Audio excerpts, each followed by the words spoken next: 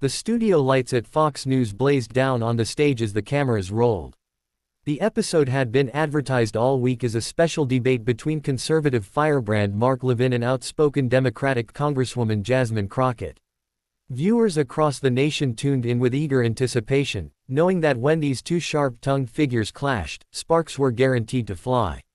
The control room director whispered into his headset, "We're live in 3, 2, 1.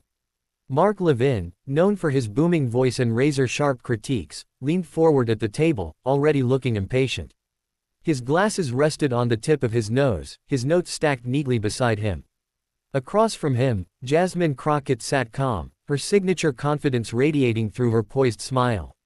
She wore a sleek navy blue suit, her hair perfectly styled, her posture steady, ready for whatever was about to come. The host opened with a broad question about the state of American politics, but Levin wasted no time jumping in. "Congresswoman Crockett," Levin began, pointing a finger, "you and your colleagues on the far left have turned this country upside down with reckless spending, weak border policies, and dangerous rhetoric. Don't sit here and tell me you care about the American people when everything you've done says otherwise." Jasmine opened her mouth to respond, but Levin immediately cut her off. "No, let me finish," he barked, voice rising.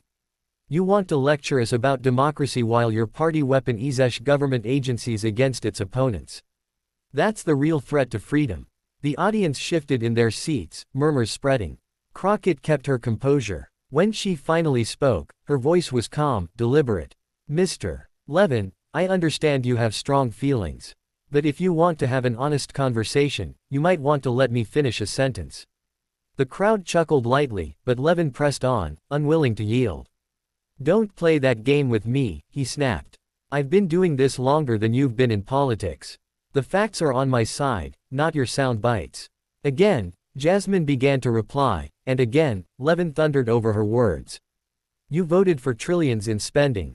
You supported disastrous foreign policies. Don't deny it." At this point, the host tried to step in, reminding both guests to allow each other time. But Levin was on a roll, his interruptions relentless.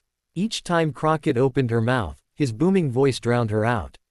The Congresswoman's supporters on social media began lighting up Twitter with hashtags like #LetJasmineSpeak and #LevinInterrupted. Clips of his constant talking over her spread within minutes. Finally, after nearly 15 minutes of being interrupted, Crockett leaned back, folded her arms, and allowed Levin to go on unchecked. She didn't raise her voice, didn't argue, she simply waited, her expression unreadable. Levin mistook her silence for weakness and kept hammering his points, his voice growing more animated, his words rushing faster. The host struggled to maintain control, but by now, the debate was lopsided. Levin was talking, Crockett was listening. But what the audience didn't realize was that Jasmine Crockett was waiting. She knew her moment would come. When Levin finally paused for breath, Crockett leaned forward, her voice low but piercing. "Are you done, Mr. Levin?" The silence that followed was deafening. The crowd leaned in. Levin blinked, momentarily thrown off. "Because," Crockett continued, her words deliberate and sharp, "I've noticed something tonight. You've spoken over me at least 14 times. You've shouted, pointed fingers, and thrown accusations. But what you haven't done is answer a single question with substance." The audience broke into applause. Levin waved his hand dismissively, but Crockett didn't stop.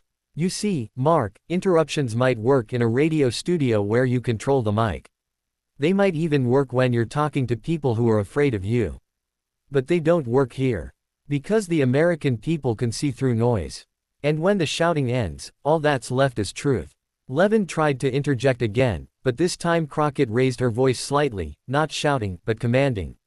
"No, sir. You will listen for once. You accuse me of reckless spending, but let's talk numbers. Under the last Republican administration, the deficit ballooned by nearly $8 trillion. You accuse me of weakness on borders, but your party blocked bipartisan reform. You claim to love democracy, but you excuse attacks on it when it benefits your side. That is not patriotism, that is partisanship." The audience roared, clapping and cheering. Levin's face flushed red. He slammed his hand on the desk. "That's not true. That's..." But Crockett cut him off this time, her timing perfect. "Mark, you can interrupt me all night, but But here's the difference between us: I came here to have a conversation. You came here to win an argument. And tonight, you lost before it even began." The crowd exploded into standing applause. Some cheered, some laughed, and others simply shook their heads at the fiery exchange. Levin sat back, lips pressed into a tight line, unable to find the words. For the first time that evening, he was silent. The host, sensing the moment had reached its climax, quickly wrapped up the segment. "Well, I think we can all agree this was spirited. Thank you both for joining us tonight."